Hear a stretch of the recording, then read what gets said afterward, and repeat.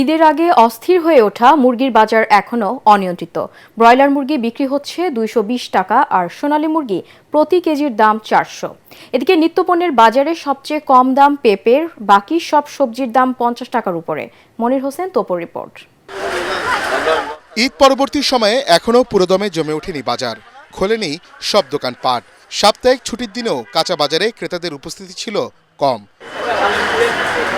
ঈদের কয়েকদিন আগে থেকেই মুরগির বাজারে দামে আগুন।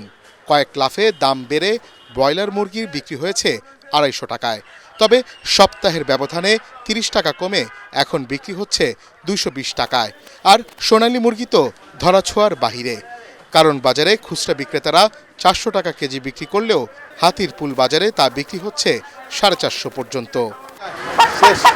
বাজারের অবস্থা খুবই গরম, কারণ ক্রেতা বেশি, মুরগির আমদানি সরবরাহ কম।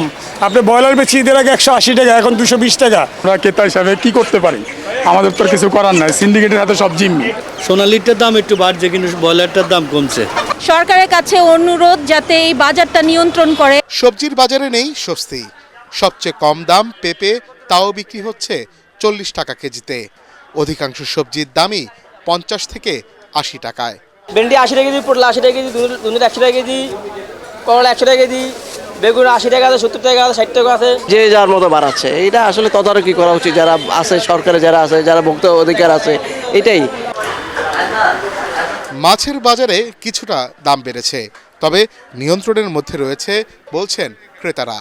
যেটা ছিল 700, ওইটা আজকে মনে করেন কেজিতে 100 টাকা বাড়তি, কারণ মোকামে মাছ নাই। মনির হোসেন তপু, এটিএন বাংলা, ঢাকা।